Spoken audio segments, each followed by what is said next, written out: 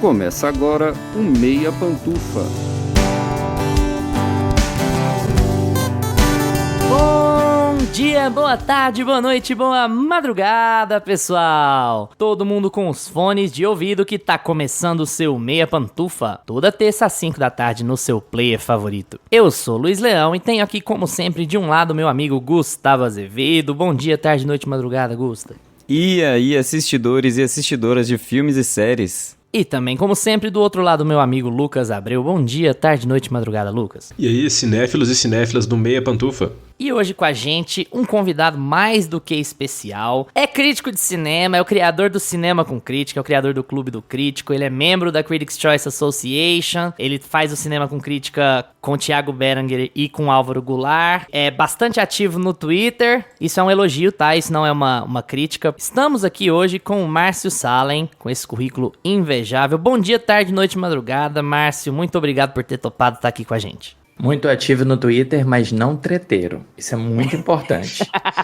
Exatamente. Isso deveria vir em todos os currículos. Ativo no Twitter, mas não treteiro. Muito obrigado pelo convite, Luiz, Gustavo, Lucas. É um prazer estar falando com vocês aqui.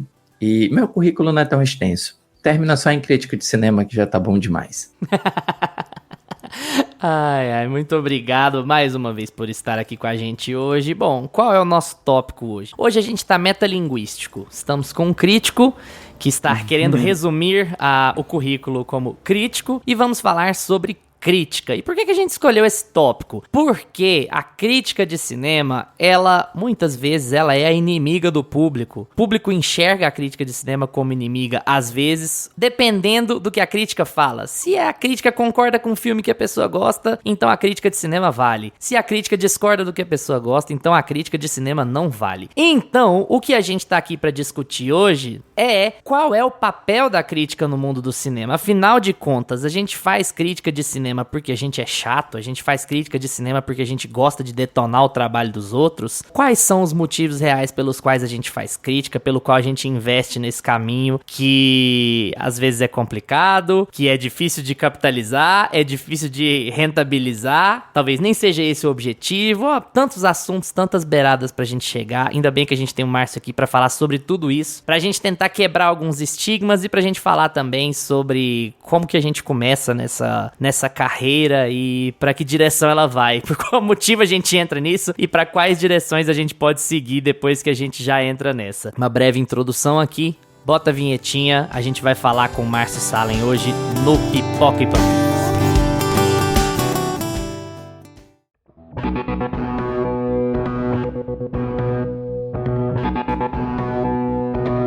Pipoca e Pantufas.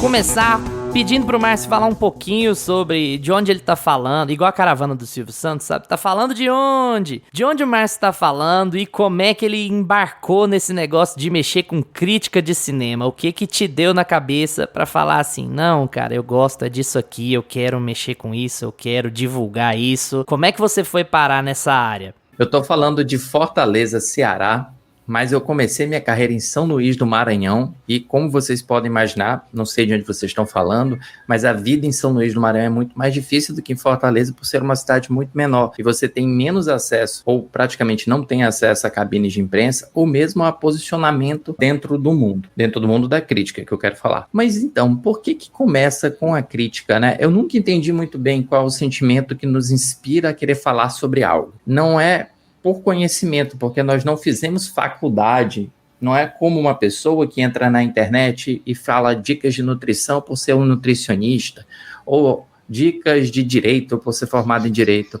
A gente simplesmente se arvorou num conceito da crítica, a gente achou que nossa voz era muito importante. Eu acho que todo começo do crítico, na realidade, é um começo muito narcisista. A gente precisa ser ouvido. Mas, na realidade, é também um desejo um pouco aqui vai ter uma espécie de autoanálise, né? Uma questão muito terapêutica. É um desejo também de tirar algo de dentro de si, algo que fica preso dentro da garganta e que a gente não encontra maneira de verbalizar. É curioso porque eu sou fruto da década de 80, então com 18 anos de idade, 20 e tantos anos de idade, eu estou na época dos blogs, né? Eu vivo nesse período, não sei se vocês chegaram a ter Mirk, chegaram a ter MSN, chegaram a ter o seu próprio blog, mas aquele blog que você fazia mesmo no Blogspot, ou no Blogger, mas na versão mais primária do Blogger. E isso nos deu algum poder, e a gente já começava a viver nessa época, no início dos anos 2000, um poder de finalmente poder tornar nossa voz ouvida, coisa que hoje é corriqueiro. Hoje um garoto de 10 anos de idade abre o Instagram e fala o que quiser, a abobrinha que quiser sobre games, sobre Naruto, não sei o que eles estão falando com os garotos de 10 anos de idade. Já passei dessa fase há muito tempo. Então eu surfei numa época em que eu podia falar, eu não precisaria mais de ter um suporte de jornal, eu não precisaria mais estar dentro de uma emissora, por exemplo, eu não precisaria ser amigo de alguém para conseguir um post em tal lugar. Eu poderia simplesmente criar, e foi o que eu fiz, eu criei o Cinema com Crítico. Mas antes disso, eu precisei me descobrir como crítico. E para se descobrir como crítico, é óbvio que a pessoa precisa se descobrir primeiro como cinéfilo. Porque só o que tem hoje em dia, e eu não canso de falar isso, é gente que fala de cinema e odeia cinema, mas detesta cinema. Detesta tanto cinema que pode parecer o filme mais bonito da vida, a pessoa vai olhar só para aquele ciscozinho no olho do filme que tá passando. Não vai olhar todas as virtudes do filme. Pior, né, Márcio? Tem gente que faz cinema milionário e que odeia cinema. É uma coisa, assim, inacreditável. Tem gente que faz cinema e odeia cinema, mas deve adorar dinheiro. E aí, pelo menos, eu entendo. É porque na crítica o cara não adora dinheiro, né? Porque se ele adorasse dinheiro, ele não tava na crítica. Mas, então, o blog, a gente precisa se reconhecer primeiro como cinéfilo. Eu acho que cinéfilo eu sempre me reconheci porque desde novo eu tinha curiosidade de ver filmes, desde novo eu tinha curiosidade em conhecer novas coisas, desde novo eu tinha curiosidade em ir para todas as sessões de cinema possíveis e não apenas aquelas que estavam na moda. Foi só um passo de sair de cinéfilo e sentir a necessidade de poder escrever sobre cinema. Algo que eu vou começar a fazer, inclusive, dentro de um portal de um cinema local que tinha na minha cidade, que era o Cinema Colossal. Me deixaram escrever sobre. Pensa na responsa. Tipo, eu tô escrevendo para um site de cinema e eu não sabia nem se eu podia falar mal dos filmes, porque eu tô num período que eu tô escrevendo pro cinema, né? Não tô escrevendo para uma página, mas pro cinema. E aí a primeira crítica que eu escrevo é de Homem-Aranha, uma crítica que é perdida. Eu sou tipo cinema, sabe? Os primeiros filmes estão perdidos. É uma crítica que é perdida no tempo. A Homem-Aranha do Sam Raimi deve ter sido uma boa crítica, porque eu gosto muito do filme. E a partir de então foi só um processo de afinar a voz, literalmente tornar minha voz uma voz que valesse a pena, ou que eu acreditasse que valesse a pena ser ouvida, e não simplesmente uma voz gritando abobrinhas pela janela. E o que é esse processo de afinar a voz? Você acha que isso vem do quê? Você acha que isso vem de assistir filmes demais ou de assistir filmes com uma outra perspectiva? E eu sei que, assim, eu tô te fazendo uma pergunta meio vaga, porque o que é outra perspectiva? Pode ser que a gente, ao falar em uma outra perspectiva, a gente já esteja querendo eliminar a perspectiva do entretenimento puro do cinema, e não é bem por aí. É o que eu chamaria de olhar com detalhes, talvez prestar atenção no que você tá vendo, para além de simplesmente receber passivamente determinadas emoções. Você considera que é alguma coisa do tipo aumentar o seu catálogo de assistidos, isso de se estabelecer como crítico, ou de mudar o seu perfil para se estabelecer como crítico, ou é algum outro fator que você considera importante, assim? Eu vou responder a tua pergunta, mas vou endereçar um ponto final dela. Quando você mencionou a ideia do entretenimento no que você perguntou, você trouxe acho que propositadamente, naturalmente, um pré-julgamento que existe em todo crítico, que quando a pessoa vira crítica de cinema, ela não consegue mais se divertir vendo filmes, o que é uma grande mentira. Quando você se torna crítico de cinema, você aprende a amar ainda mais os filmes que você provavelmente teria amado, e você aprende a desgostar ainda mais, com mais argumentos, os filmes que você provavelmente não teria gostado. É simplesmente uma forma de afinar, e aí entra a história, né? O que é afinar? Qualquer pessoa que se presta a falar de alguma coisa, ela precisa ter o mínimo de conhecimento sobre aquilo que está falando. E conhecimento em cinema você adquire, eu acho que de 3 formas. Aqui é bom lembrar mesmo que além de ser os primórdios do blog, é também os primórdios do YouTube. A gente está começando a ter os primeiros creators do YouTube, né? Posso estar enganado, mas pessoas como a Luli, por exemplo, ela vai começar em meados dos anos 2000 a montar o canal dela no YouTube. E os grandes youtubers hoje, eles estão montando alguma coisa, eles estão começando naquele período. Então, duas vozes ou duas formas de expressão se estabelecem, a forma textual e a forma verbal. Eu escolhi a primeira como textual, e eu comecei a escrever. Então, aqui eu tive 3 processos de conhecimento diferentes que eu poderia dizer que é um processo de afinar, de saber do que eu tô falando. Primeiro, você já citou, né? É ver muitos filmes. Não existe um bom crítico de cinema que só vê, por exemplo, Hollywood. Isso é a coisa mais absurda e é muito comum, inclusive, é você ver crítico de cinema que só vê Hollywood. Isso é absurdo. Você precisa conhecer tudo. Você pode até ter mais contato com Hollywood por razões óbvias. Primeiro, pela acessibilidade de alguns filmes de Hollywood. Segundo, pela própria história da indústria norte-americana. Mas ignorar todo o restante, eu acho que não te faria um crítico. Te faria apenas uma pessoa que conhece um lado da história. Ou nenhum lado, né? Mas assim, uma fração da história. Então, ver muitos filmes, isso é um processo que é interminável. Você nunca vai deixar de ver filmes. E você nunca vai deixar de ver não apenas filmes contemporâneos, mas filmes clássicos também, filmes de ontem. O segundo processo é estudar. Ninguém fala de algo sem estudar. E estudar cinema é saber entender a história do cinema, é saber entender que o cinema começa com um dispositivo que nem arte era. Era simplesmente um dispositivo tecnológico que reproduzia o que estava diante dele, em movimento. E que foi tratado como uma brincadeira, foi tratado como uma curiosidade por algum tempo, até que alguém resolveu concebê-lo como uma maneira de refletir sobre a condição humana, refletir sobre o mundo que se estava, refletir sobre o que estava dentro de si. Então, é entender o processo de formação do cinema, é entender que o cinema, e aqui entra sempre aquele famoso chavão, começa o primeiro movimento expressionismo alemão, que não é apenas alemão, mas vai se pulverizar também no norte da Europa. E depois tem um neorrealismo no pós-guerra. Mas você precisa entender toda a resposta, toda a história, porque você precisa saber como o cinema caminhou, como caminha, por exemplo, o cinema de uma perspectiva clássica para uma perspectiva moderna, para uma perspectiva pós-moderna, como caminha também a própria carreira dos seus diretores ao longo do tempo. É um processo também permanente. Você está sempre estudando, porque é óbvio que você não vai conhecer tudo. E o último processo, talvez seja até mais importante para se expressar propriamente dito, é você encontrar uma voz que você olhe para aquela voz e você diga, poxa, eu tenho alguma afinidade com essa voz. Porque não adianta você começar a escrever a ermo. Ninguém começa nada do zero. Esse é outro grande mito. O cinema é um fruto muito conhecido de roubos. Você tem grandes filmes que roubam de filmes, que roubam de filmes, que roubaram da literatura, que roubaram da pintura, que roubaram do teatro. Então você também, para estabelecer sua voz, você vai roubar. Eu gostava de muitos críticos. Eu já li inglês na época, eu gostava muito de ler, por exemplo, James Berardinelli, era um crítico que eu gostava. Eu gostava de ler o Pablo Vilaça, que vai ser o cara em que eu vou começar a me inspirar no forma de escrita. Então, os meus primeiros textos, se você tiver a curiosidade de ler lá no Cinema com Crítico, você vai ver alguns textos meus que parecem o formato do texto do Pablo Vilaça, quase como um Brian De Palma mimetizando o Hitchcock, só que até o momento que você sente confiança bastante de tirar o barco, e aí você vai seguir caminhos de expressões próprias que vão ser muito independentes e talvez você vai inspirar outras pessoas a escrever da forma como você escreve. Então, afinal, é isso, é conhecer filmes, é estudar sobre filmes e é estudar sobre como se expressar. Naturalmente que quem trabalhou no vídeo deve ter tido uma tarefa mais difícil, porque encontrar a sua voz em vídeo sem ter experiências pregressas, sem saber o que funciona no YouTube, o que era um pouco diferente de um texto. Então, basicamente, eu acho que é isso, tornando uma longa história curta. É legal você passar esse panorama, assim, de encontrar a própria voz, assim, né? Quase sua jornada do herói, né? Praticamente.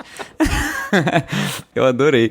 São as formas com que você interpreta, e não só interpretar em si, mas o trabalho em si é considerado, né? O trabalho do crítico é considerado. Mas eu queria também saber um pouco como que é o seu processo. Você passou por esse último momento aí da sua fala, falando sobre como você estruturava no começo e como você estrutura agora. Na verdade, você não explorou muito essa zona, assim, né?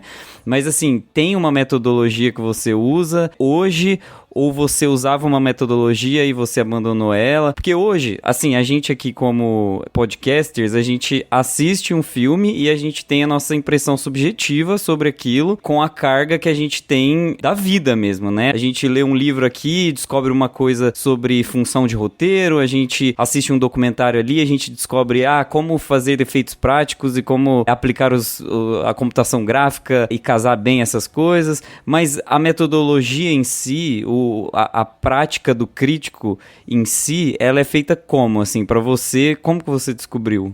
essa parte? A gente estava conversando nos bastidores, eu acho que vocês estavam falando sobre David Lynch, eu poderia te responder assim, no hay metodologia. Era a resposta que eu tava esperando. Eu falei assim, eu vou perguntar sobre metodologia pra falar que não tem. Falar assim, Márcio, a minha escrita, acredite ou não, a minha escrita de hoje é a mais espiritual possível. E a gente pede pra elaborar, você fala, não, igual o Lynch. Exatamente.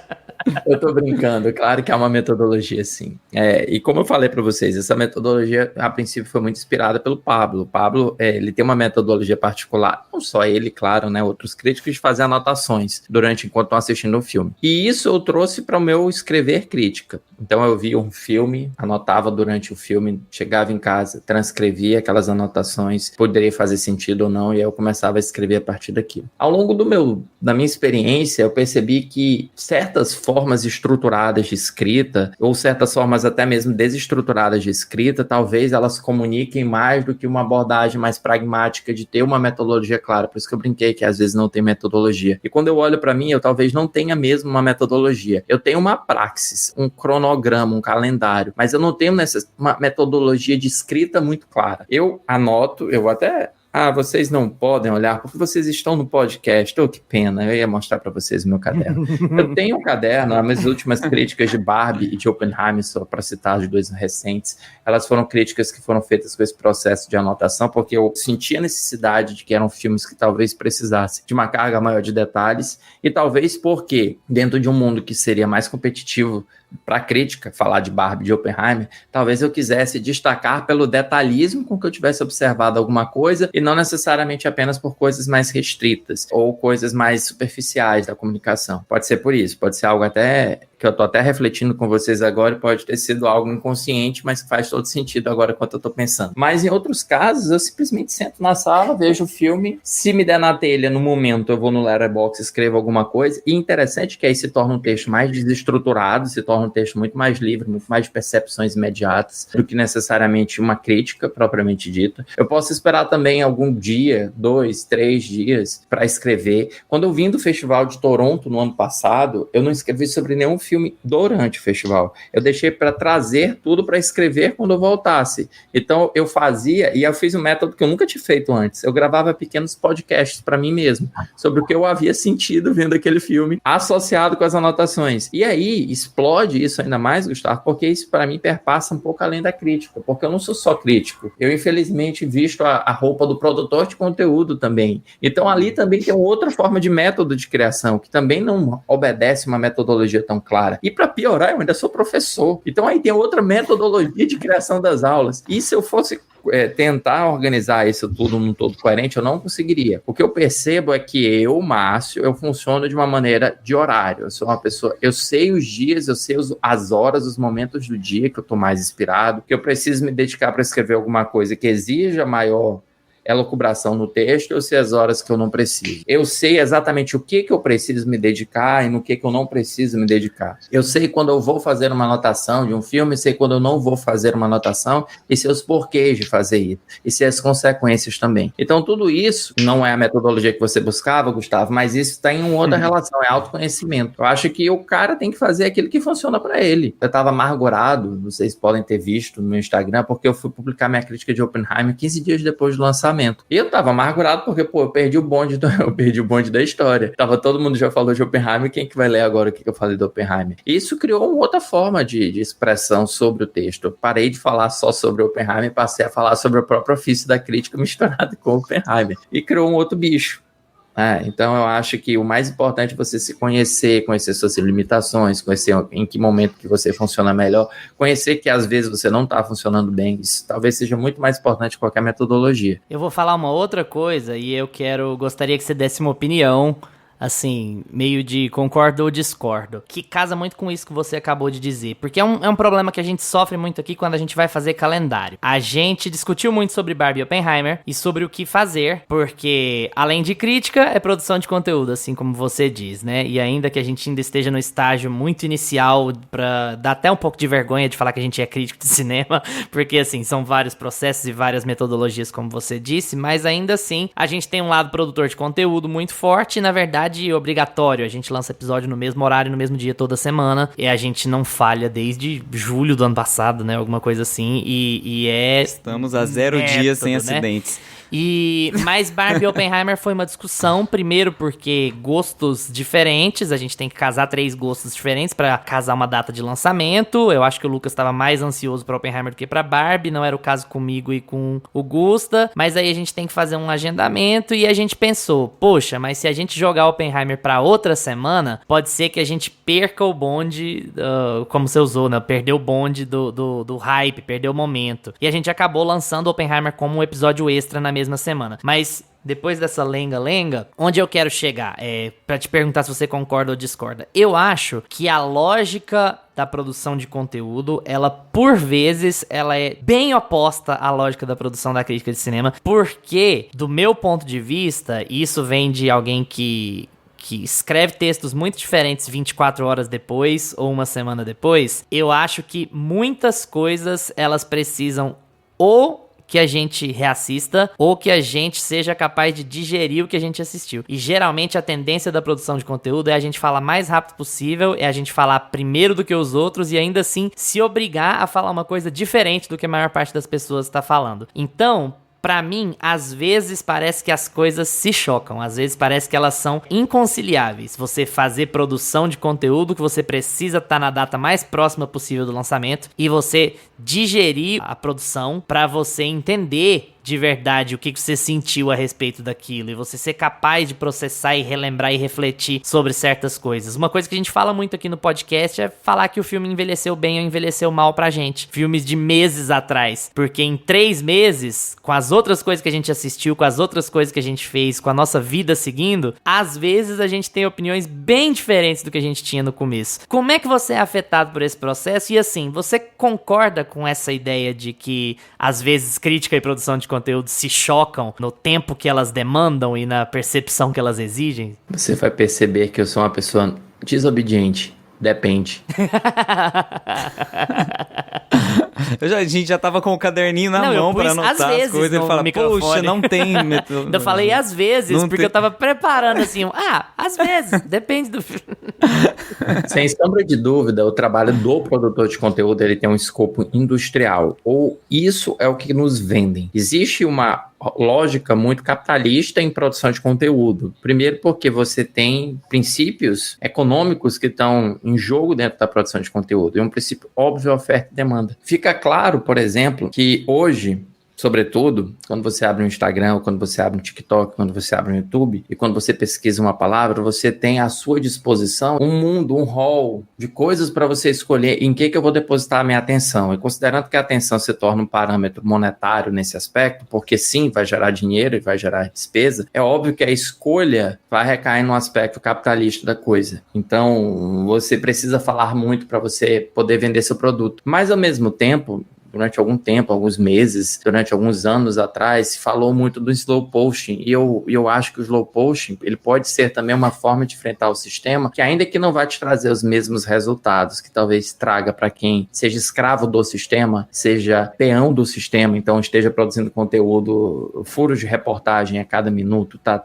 Poxa, morreu um determinado diretor, já postou um obituário, essa notícia, já postou essa notícia. Você pode criar algo interessante também. Você pode criar uma maneira de se comunicar com o seu público. Porque depois que você passa do ponto da vitrine, depois que você entra numa loja e você gostou da marca, aí você já não procura mais apenas ligado a elementos capitalistas, necessariamente você procura também por elementos de afinidade. Então, no momento, eu não vou me colocar aqui, mas no momento que você se fascina com toda razão pelo trabalho do PH, pelo trabalho da Lenogari, pelo trabalho da Isabela Boscov, pelo trabalho de outros jovens críticos, como o Vitor Russo, como o Thiago Beranger, aí você não quer mais parar de lê-los, aí você quer continuar lendo o que eles acham. Então você já sai desse ponto de vitrine. Então você pode já sair talvez dessa lógica. Mas para que isso aconteça, você precisa entrar no jogo primeiro, né? A não ser que você seja, como a gente falou no início, herdeiro. Aí entra um outro ponto. Aqui é o ponto do depende, a crítica. Você falou um processo de crítica. Você não falou a crítica. Você falou o teu processo. A lógica da crítica, ela não é melhor, não há lógica para fazer a brincadeira. Não existe uma regra para fazer crítica. E qualquer pessoa que tente dizer que existe uma regra para fazer uma crítica está errado. A Pauline Kael, por exemplo, ela fazia crítica imediatamente depois que ela via o filme. É um método dela. O método dela era esse. E ela via uma vez só. Há outras pessoas cujo método vai ser estudar um filme. Isso não o torna mais ou menos crítico. Isso torna diferente a relação das pessoas com o filme. Uma pessoa que viu o filme de imediato está escrevendo a crítica, ela talvez seja levada por sentimentos momentâneos que podem dissipar com o tempo. É algo que ela está disposta a barganhar. Uma pessoa que, como você falou, como vocês fazem, que está disposto a se dedicar mais tempo, a estudar o filme mais tempo, talvez ela se torne muito racional e muito fria e perca a emoção que a crítica pode inspirar. É um jogo que você joga como você joga, você faz uma escolha. Vou dar um exemplo para vocês do Clube do Crítico. Nós começamos essa edição no último sábado, e ontem também nós tivemos aula, e a gente trabalhou o filme Show de Truman. Eu assisti o Show de Truman em 98, eu não revi Show de Truman desde então eu tô revendo pela primeira vez. Na realidade, eu revi mais de uma vez, porque eu comecei a pegar quadros, frames, para dar uma aula sobre o filme. Isso criou uma relação totalmente diferente com o filme. Isso criou uma relação muito mais objetiva com a coisa. Eu paro de apenas sentir, e não vejo isso como algo ruim, porque os alunos vão ter sentido o filme, e passo a perceber o filme como um relógio, como dispositivo que funciona para determinadas coisas. Por exemplo, o Show de Truman é isso, aí vai entrar todo um processo de análise. Vai entrar, por exemplo, entrou um processo de análise que falou sobre George Orwell, em 1984, falou sobre Michel Foucault e o panoticismo, e falou sobre Georges Deleuze e os sistemas de controle, as sociedades de controle. E como esses três pontos conduzem a nós percebermos o Show de Truman como um filme que, embora exista dentro de uma sociedade de controle, em que o comportamento do personagem ele é modulado, ele é controlado, mas através de muros invisíveis, através de algemas invisíveis, através de um condicionamento. E como esse condicionamento de Truman é transformado e é nos exibido como forma de cinema e até mesmo objeto de brincadeira com os posicionamentos de produtos de venda no filme. É uma forma de condicionamento que a gente também não percebe, que o filme faz uma crítica, um condicionamento invisível. Você está fazendo merchandising dentro do filme, em mesmo filme que você fala sobre controle. Então você começa a entender o filme mais como um mecanismo. Você começa a entender que por mais que Truman saia, por exemplo, da onde ele está, ele continuará dentro de uma outra sociedade de controle, que é a nossa, em que nós vivemos e que nós somos determinados a fazer algo porque nós somos assim, assado. E aí o filme se torna uma análise de cenas, uma análise de enquadramentos, uma análise, olha só como essa cena, esse enquadramento específico comunica a ideia de estar vendo algo pela televisão. E deixa de ser sobre como você se sentiu logo depois que viu o filme. Aí você começa a refletir sobre o filme. Não é menos crítica, mas é uma crítica diferente. Então depende. Depende porque a crítica pode ser igual à produção de conteúdo, porque você pode publicar imediatamente depois de ter visto o filme e publicar um texto que vai ser tão honesto quanto um cara que publicou um mês depois fazendo uma dissertação bastante valiosa sobre aquela obra, porque você está falando sobre sua relação. E é isso que é o ponto. A pessoa precisa entender que a crítica não é um documento objetivo, é um documento objetivo só mesmo em relação à pessoa. Ele tem que ser objetivo em como você se sentiu, mas não existe objetividade em relação ao filme. Existe apenas subjetividade. Márcio, e deixa eu aproveitar que minha conexão parou de cair. Eu acho que eu moro... O Márcio falou aí de onde ele mora não ser tão bom em relação ao cinema. Eu acho que aqui onde eu moro é um pouquinho pior. Não que seja uma competição, porque nem internet tá tendo. Mas enfim. Eu acho que você ganhou. Nós todos estamos sem cabine. Só pra ver se você tava perguntando, Márcio. O Lucas tá em Rio Verde, Goiás. Eu tô em Goiânia, Goiás. E o Gusta tá em São José do Rio Preto. Então, assim, ninguém tem cabine. Aqui na minha cidade eu acho que nem crítico vai ter cabine. Mas enfim. Uma curiosidade que eu tenho em relação à crítica em geral. Já aconteceu contigo de você assistir um filme e isso assim, tanto como crítico quanto como gosto pessoal, você assistiu um filme que ele não te marcou tanto, ele não te despertou fortes sentimentos, foi só mais um filme. E quando você senta pra escrever, seja logo que você assistiu ou pensando um pouco mais sobre o filme, você não consegue encontrar assim grandes defeitos no filme? Na sua crítica, do seu ponto de vista como crítico, ele é um filme espetacular, quase perfeito, mas que pra você, como espectador assistindo, ele não te marcou, assim, de forma alguma. Porque eu vejo que acontece muito o contrário. A gente aqui gravando, o Luiz falou sobre o filme envelhecer bem ou envelhecer mal. Eu percebo que acontece muito. Às vezes a gente assiste um filme que te provoca ali, você tem ali fortes emoções, fortes sentimentos com ele logo que você assiste, quando vai esfriando você consegue notar ali alguns defeitos, apontar algumas críticas, mas eu queria saber se acontece muito o contrário. É uma pergunta interessante, sabe? Ainda bem que a internet não caiu para fazer essa pergunta. Tá bom, vou voltar aqui. É uma pergunta interessante porque, primeiro, ela nos obriga a pensar numa outra coisa antes de te responder. Ela nos obriga a pensar que nós nunca somos a mesma pessoa vendo um filme. Mais de uma vez. Isso é um dos pontos, inclusive, que eu discordo do meu professor, do Pablo Vilaça. Eu me lembro de alguns tweets muito antigos dele, que ele falou, não, eu quase nunca, por exemplo, mudo o que eu sinto em relação ao filme. E eu não consigo não mudar em relação... Se der 1 minuto depois, eu já tenho uma relação diferente com 1 minuto anterior em relação... Se eu ficar pensando, claro, naquilo. E isso se comunica muito com o que você está falando, Lucas. Sabe por quê? Porque você está falando de um sentimento de que você vê um filme que aparentemente é espetacular, mas na hora que você escreve, você não consegue encontrar palavras que descrevam, talvez, esse espetáculo. Ou talvez o filme, ele possa não ser tão bom e talvez você encontre palavras, se eu entendi bem tua pergunta. Mas no primeiro caso, talvez... isso encontre um óbice na gente. Transformar sentimentos em palavras é um dom. É um dom que os escritores que a gente cresceu lendo, eles fizeram isso muito bem. Mas que a gente precisa entender que às vezes é fruto...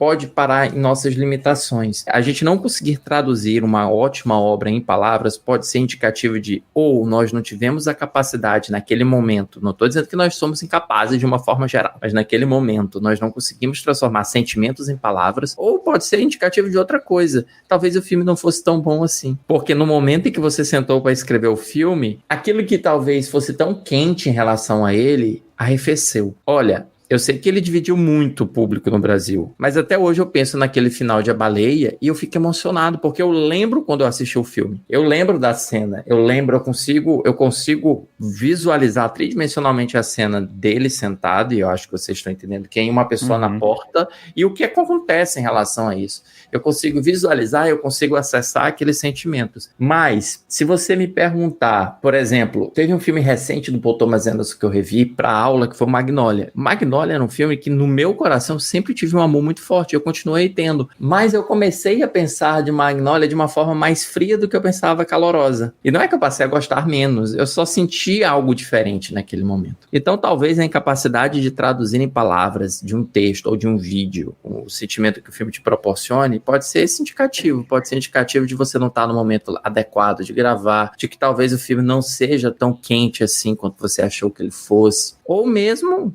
E aí eu não gosto de pensar que nós não temos capacidade de expressar nossos sentimentos, mas me valendo de Jodie Foster em Contato, precisaram enviar um poeta, que eu acho que descreve muito bem, às vezes, alguns sentimentos que nós não conseguimos descrever com uma clareza, algumas coisas que nós não conseguimos descrever tão bem, precisariam ter enviado um poeta. Você tem uma coleção de filmes na sua cabeça que você tem receio de revisitar?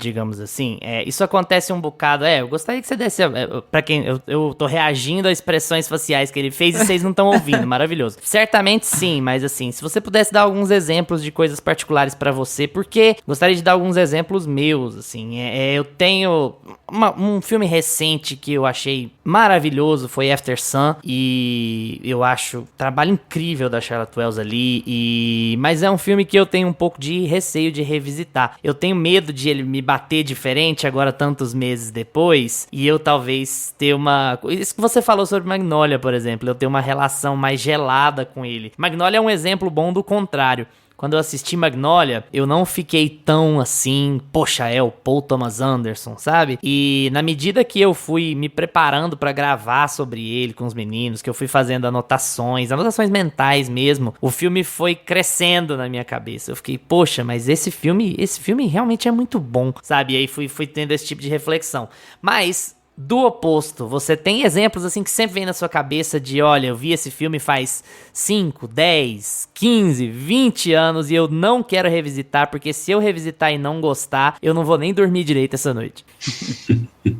Eu sou uma cria dos anos 80, então eu cresci, o meu primeiro contato com o cinema que eu ficava fissurado em ver todos os filmes era o cinema de ação da década de 80, que vai, né, ultrapassar a década, vai para os anos 90. Tem um monte de filme que eu não quero rever desse período, um monte. Por exemplo, eu não quero rever Demolidor nunca do Stallone com Wesley Snipes.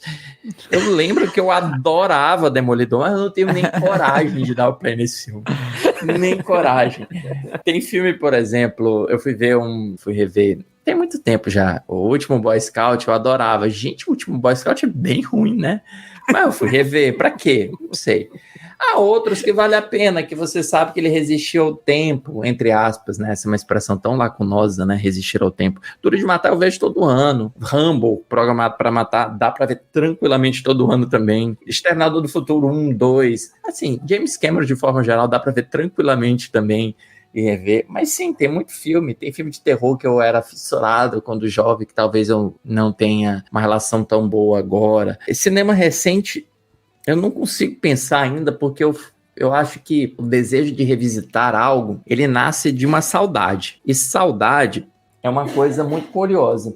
Eu vi A Viagem, não sei se vocês já assistiram Cloud Atlas, ele continua sendo o único filme da minha vida. Eu já entrei e saí do cinema, mas não com uma forma consciente, né, de rever o filme. Eu era muito novo também, então não contava. Mas Cloud Atlas foi o único filme da minha vida que eu vi 2 vezes seguidas. E eu vi 4 vezes no mesmo final de semana, porque eu queria tanto rever já aquele filme, e aí eu queria rever de novo, E isso é incomum.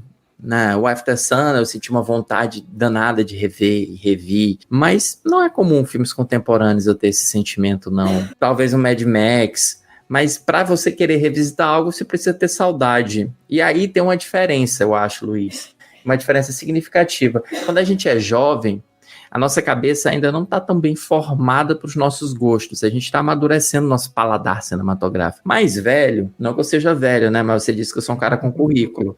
Você quis dizer que eu era velho. Imagina, de forma alguma. Meu. Mais velho, a gente... Não tem problema, eu não levei na maldade. Não.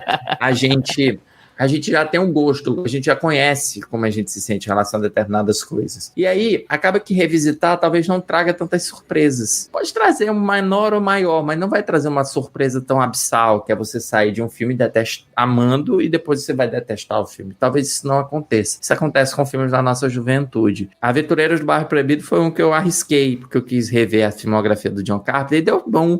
Era um filme que eu adorava quando criança e continua sendo um filme que se sustenta dentro de uma lógica. Aí eu percebi que quando criança eu gostava por um motivo, mais velho eu gosto por outro, porque você tem uma percepção diferente da coisa. Mas, com exceção disso, eu acho que eu não teria medo de revisitar filmes contemporâneos, filmes da minha juventude, certamente. Márcio, a gente tem um quadro aqui que chama de Terno e Pantufas. E a gente sempre fala dos nossos diretores... Não dos nossos diretores preferidos, mas a gente fala sobre diretores icônicos e, enfim... Geralmente a gente dá uma listinha, assim, de 3, 4... A gente dá uma puxadinha, né? Pros que a gente gosta. Porque não tem como, né? Acaba que são os diretores que a gente vai ter mais repertório pra poder conversar. A gente também não gosta de ficar falando sobre coisa que a gente não entende só por falar e só por ser hype. É muito do que o Luiz falou, assim, né? Até porque a nossa proposta aqui é muito de tentar unir o que a crítica tá comentando. A crítica falou muito bem desses filmes e o público tá começando a olhar pra esse filme. E a gente tenta juntar essas duas coisas. A gente tem, como produtores de conteúdo, a gente tem muito essa pegada de tentar trazer um bem, assim, sabe? Vamos colocar os dois na reta e ver o que tá rolando de bom aqui. O nome é Tinder. O match. E aí a gente sempre faz a gente sempre fala sobre esses nossos diretores preferidos e eu queria saber qual vai ser o nosso próximo episódio, se a gente ainda não fez, sobre o seu diretor favorito ou diretora favorita, porque a gente vai fazer. A gente sempre faz um de terno e pantufas, assim, de mês em mês, a cada 2 meses a gente puxa um aqui, a gente estuda os filmes, procura a biografia, conversa sobre o que o diretor fez na vida dele, né? Por que ele tem aquelas inspirações, em quem ele se inspira muito e tal. Mas a gente vai fazer próximos aí, a gente queria uma indicação sua de um dos diretores que você curte, ou o seu preferido, quem sabe. Pra quem assiste filme na quantidade que você assiste, essa é uma perguntinha bem sacana, hein? Eu adoro. Diretor favorito. E ele vai fugir, ele vai sabonetar. Depende. E eu vou perguntar. Ele vai dar uma sabonetada. Olha, pensar em diretor favorito é óbvio que é uma tarefa muito difícil, né? Mas, pra falar a verdade, nem é tão difícil assim. Eu tenho um diretor pelo qual eu tenho muito carinho, porque foi o primeiro diretor que eu estudei, que eu pude ver toda a filmografia. Talvez nem esteja entre os melhores diretores, mas certamente tem um nome, que é o Truffaut. o François Truffaut. Mas fora do Truffaut, eu tenho outros diretores, e aqui eu tenho mais carinho por eles, mais pelo sentido dos filmes. Eu sou muito apaixonado pelo Yasujiro Ozu, pelo Andrei Tarkovsky e pelo Michelangelo Antonioni. Dá pra perceber que esses 3 diretores, eles comunicam de uma forma muito... Não, até que não. Vocês não estão vendo, mas o Luiz tá fazendo movimentos... Um tá lá, outro tá cá. Não, de forma alguma. Eles são muito próximos um do outro, porque são 3 formalistas. Eles percebem a importância do tempo, são diretores que trabalham muito a ideia do tempo, mas não necessariamente do tempo como o Tarkovsky trabalha, mas diretores que entendem como o nosso tempo com uma determinada imagem, ele pode ser importante pra gente reagir aquela imagem. E são diretores que, depois que eu fui fazer uma autoanálise, eu percebi, realmente se comunicam muito bem uns com os outros. Embora de culturas diferentes, você tem um japonês, você tem um italiano, você tem um soviético, eles trabalham a ideia da imagem de cinema com os mesmos princípios de formas diferentes, mas eles são regidos pela mesma ideia. E para terminar, aqui eu acho até que é um chavão, mas eu vou pegar um contemporâneo para vocês. É o Paul Thomas Anderson, que eu considero o melhor diretor contemporâneo, pelo menos do cinema americano. Não dá pra gente esquecer que estão vivos o Michael Haneke, o Roman Polanski e outros diretores tão importantes para a filmografia mundial. Sempre falo do Haneke aqui para todo mundo, ninguém acredita em mim. Eu tenho que colocar a goela abaixo. Não dá pra dizer que o Paul Thomas é melhor que o Scorsese, mas assim, da geração dele, ele é o melhor diretor em atividade nos Estados Unidos, assim, de um solavanco em comparação a outros. Quando eu olho, por exemplo, eu amo o Fincher, mas o Fincher, ele tem tropeços, tropeços pra mim, que fique claro, tá? Quando eu olho o Michael Mann, eu lembro também de um outro filme que eu não gosto, mas quando eu penso no Paul Thomas Anderson, não vem nada na cabeça. Não vem absolutamente nada na cabeça. E eu amo pela jovialidade com que o cara faz um Sangue Negro, faz um Trama Fantasma, e de repente ele mete um Licorice Pizza. E isso pra mim é muito genial. Então, qualquer um desses 5 que eu citei, será um bom programa, tenho certeza. Paul Thomas Anderson a gente já tem, inclusive. É o único que a gente tem. O restante a gente não ainda mas não tem. Pra gente bancar um Truffaut aqui, nossa, vai ser 3 horas, porque aí a gente vai, beleza, vamos. Agora, só pra fazer um parênteses, o Truffaut tem muito filme, ele tem 21 filmes, apesar de ter morrido novo. O Tarkovsky tem 11, só que são filmes muito mais densos. O Ozu também tem muito filme, mas se você quiser pegar a etapa pós-década, final dos anos 50, né, que é quando o Ozu fica Ozu mesmo, assim, o Ozu que nós conhecemos. E o Antonioni tem poucos filmes também. O Antonioni eu acho que tem 12. Então, talvez sejam mais fáceis do que o Truffaut nesse sentido. Mas deixa eu só pegar um engate nisso aí, porque a gente tá, como o Gusta falou, a gente tá num meio de caminho aqui. A gente tá tentando aliar produção de conteúdo com análise crítica, a gente tá tentando melhorar, a gente tá tentando assistir mais filmes do jeito que a rotina deixa, e isso parte muito de indicações, e por isso você foi um dos primeiros nomes que surgiu pra gente convidar aqui, porque a gente tá sempre acompanhando, dentre outros críticos que a gente gosta muito de acompanhar, mas esse equilíbrio, a gente percebe, pelo menos eu percebo, eu não sei se você vai concordar, aí já tô cavando um depende, caso você queira falar depende de novo, viu? Eu não sei se você vai concordar, mas eu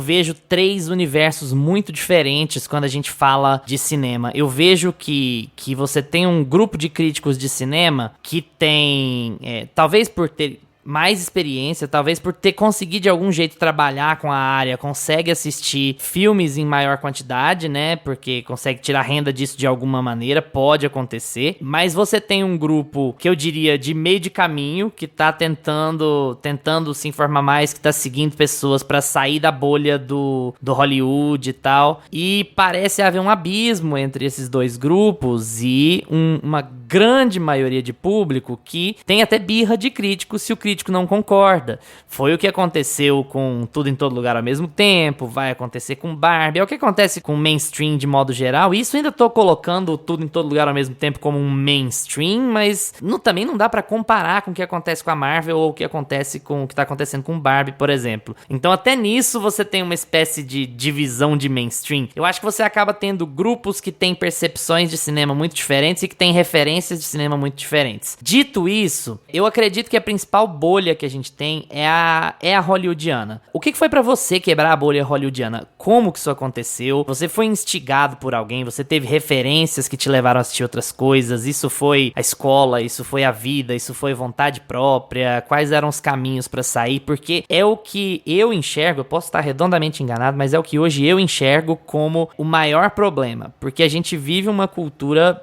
maluca de que se você falar de um filme que não é dito em língua inglesa, de repente você é elitista, você é contra o acesso ao cinema, você é nariz empinado. Então, assim, como que foi pra você esse processo de furar essa bolha de Hollywood? E o que você recomenda, especialmente pra gente mais jovem e tal, muito, muito mais jovem, adolescentes, pré-adolescentes, que, eu gosto muito de cinema, eu gostaria de assistir outras coisas, mas, não tá no meu streaming, como é que eu faço? O que foi esse processo pra você? Eu tenho que ver aqui se alguém me pagou pra falar de algum filme em particular. Não, também. Cara, olha, Luiz, furar a bolha de Hollywood é uma das coisas, vendo hoje, mais fáceis de se fazer. Eu não sei, e eu vou ser bem honesto com você, eu não lembro como, mas pensando agora, é possível você furar a bolha de Hollywood mesmo dentro de Hollywood. É porque a ideia de que Hollywood, a ideia criada em torno de Hollywood, na realidade não é a ideia do cinema americano. É uma ideia de uma produção muito específica do cinema americano, que é uma produção mais mainstream, uma produção voltada para mais público, para um público muito maior e que, consequentemente, em razão de ambicionar um público maior, ele precisa aparar certas arestas de comunicação da arte para que ela possa alcançar um público maior. Você consegue sair da bolha de Hollywood em Hollywood. Você consegue sair da bolha de Hollywood sequer precisando viajar muito dentro do tempo em Hollywood. Eu acho que é interessante que a gente perceba, por exemplo, que dá para o espectador que quer fazer esse processo sair de Hollywood dentro de Hollywood. É uma tarefa até mais fácil. Eu vejo muito jovem cinéfilo e eu sempre advirto para fazer o contrário, não faz assim, que tenta começar a ver cinema mudo. E eu acho isso um tremendo tiro no pé, porque isso pode fazer com que você tenha uma comunicação tão diferente da comunicação que você tem hoje, que você não vai nem conseguir tocar na superfície daquilo. Talvez valha a pena conhecer a história, lendo a história de uma forma cronológica, mas o meu processo que eu considero melhor para conhecer, para sair do cinema, né, para sair dessa bolha hollywoodiana, é dar passos curtos no tempo. Dá para você voltar, por exemplo, para a década de 90 no cinema norte-americano e você pegar o ano de 94, que você vai ter Pulp Fiction, por exemplo. Pulp Fiction não é um filme de Hollywood. Pulp Fiction é um filme fora da bolha de Hollywood, mesmo que seja feito no cinema americano. Você pode ir em 99 assistir Quero Ser John Malkovich, é de 99, ele também tá fora da bolha de Hollywood, apesar de feito pelo meio de produção norte-americano, porque são filmes que eles têm, o DNA deles está impresso numa tradição diferente do cinema americano, que é a tradição da década de 60 e 70, quando você vai ter o processo da nova Hollywood, quando vai ser um processo de novas comunicações norte-americanas, de uma revitalização do cinema norte-americano. Então dá para você começar o seu processo mesmo estando em Hollywood, mesmo ouvindo cinema falado em inglês, porque essas pessoas, Martin Scorsese, Steven Spielberg, Francis Ford Coppola, Brian De Palma, Paul Schrader, todos eles foram inspirados pelo cinema europeu. Então, de certa forma, você está vendo, através de um filtro, a ideia contida no cinema europeu da década de 60, na década de 50, na década de 40, sendo traduzida nos Estados Unidos. E também não precisa ficar aí, você pode ir com Sam Peckinpah, você tem o William Friedkin, que infelizmente morreu na semana passada, você tem o Nicholas Ray, você tem o Samuel Fuller, você tem tanta gente que você ainda pode explorar dentro do cinema norte-americano se você não quiser sair. E ao mesmo tempo você tem tanta gente no cinema contemporâneo que não precisa necessariamente você ir para a década de 40 para ver filmes do Vittorio De Sica, para ver filmes do Jean Renoir, na década de 50 do Kurosawa, do Yasuhiro Ozu. Você tem cineastas contemporâneos que estão fazendo isso. Então você tem um processo, primeiro, que pode ser um processo de quebrar a barreira geográfica da linguagem, do idioma, e depois você pode quebrar a barreira do tempo, mas sempre dando passos curtos, sempre evitando, talvez, se você não estiver preparado, um choque muito forte. Não dá para eu querer pegar, por exemplo, um cara que tá vendo só Vingadores, Barbie, e dizer, pô, tem um filme massa do Bellatar pra tu assistir. Cavalo de Turim, tá afim? O cara vai me olhar, tá bom. O cara vai dar o play em Cavalo de Turim, o cara vai boiar, porque o cara não vai estar acostumado a slow cinema. O que é mais fácil para eu falar pro cara? Poxa, tem uma diretora norte-americana chamada Kylie Reichardt. Dá uma tentada, ver Wendy and Lucy, assiste First Cow, tem alguns filmes dela. Vê o que tu acha desse tipo de cinema. Ah, tá, gostou? Pô, agora vamos ver um outro tipo de cinema e ir levando aos poucos. Porque é um processo. Se você chegar para uma pessoa que só come hot dog e dizer, poxa, tu quer experimentar uma berinjela recheada com ratatouille de não sei o quê, o cara não vai gostar, porque o cara não está acostumado. Não é simplesmente o contato. O cara simplesmente não está habituado. Então ao mesmo tempo que eu sou contra esse salto no tempo que se dá, eu sou muito a favor das pessoas irem aos poucos, adquirindo paladar, e aí com mais confiança elas podem ir vendo mais filmes e podem ir conhecendo mais filmes. Não faltam opções no cinema contemporâneo de explorar além de Hollywood ou mesmo dentro de Hollywood. Você pode ir para um Sebastian Lélio, você pode ir para um Pablo Larraín. Aqui no cinema brasileiro você tem um Kleber, você tem o cinema feito pela produtora Filmes de Plástico, ali tem muita gente trabalhando. Você pode ir na Europa, você tem um cinema meio maneirista do François Ozon, você tem o Ryusuke Hamaguchi lá no Japão, você tem diversos nomes no cinema contemporâneo, você ainda tem o Almodóvar, que você pode acompanhar na Espanha. Em síntese, você tem muitos nomes do cinema que você pode quebrar essa barreira sem quebrar a barreira do tempo. Ou você pode fazer o contrário, continuando nos Estados Unidos, voltando alguns passos para trás, assistindo aquilo que faltou você conhecer da década de 90, da década de 80, e aí fazendo voos mais altos. Márcio, muito obrigado por ter topado falar com a gente aqui. A gente sabe como a vida é corrida, como é difícil participar dessas coisas por tanto tempo assim. Foi um papo incrível, é muito bom falar sobre cinema, falar sobre uma coisa que a gente ama tanto, a gente dedica tanto tempo, tanta energia pra falar sobre isso. E fala agora um pouquinho pro pessoal sobre as suas redes, sobre os seus projetos, sobre o Clube do Crítico, sobre o portal, sobre o que você quiser, o espaço é seu. Muito obrigado por ter topado o convite, muito obrigado por estar aqui com a gente. Já está convidado para voltar mais vezes. Bem, para quem quiser acompanhar então o trabalho de Cinema com Crítica, quem quiser me acompanhar também, eu tô em tantas plataformas que eu acho que eu já até nem sei mais. Eu sei que hoje em dia tem Thread, tem TikTok, tem um monte de coisa, mas você me encontra principalmente no Instagram, no @Cinema com Crítica, e também no meu site, cinemacomcritica.com.br. Se você estiver interessado em saber um pouquinho mais de cinema do que apenas ler críticas ou ficar por dentro, eu também sou professor de cinema no Clube do Crítico, que eventualmente abre inscrições. As inscrições para a edição atual do Clube do Crítico já estão encerradas, mas você pode ficar de olho que na próxima edição a gente vai estar trabalhando o Clint Eastwood, o cinema do Clint Eastwood, ator e diretor, que vai ser a edição 22, vai ser por volta de setembro, final de setembro e outubro. E, no mais, eu também tenho um canal do YouTube, tenho um Twitter, tenho um TikTok, tenho um Threads, tenho um Blue Sky. Eu não faço a mínima ideia como é que se gerencia tudo isso ao mesmo tempo, mas você pode me acompanhar lá. E Gustavo, Luiz, Lucas, muito obrigado pela acolhida, foi um prazer participar. Eu tô esperando a minha pantufa agora, eu calço 43. A gente tem que personalizar uma pantufa aqui pra dar pros convidados, e uma canequinha ou uma pantufa, né? Quando eu tiver, você vai ser o primeiro a receber, pode deixar. Muito obrigado, viu, pelo convite, e a gente se vê numa próxima. Valeu, Márcio, muito obrigado.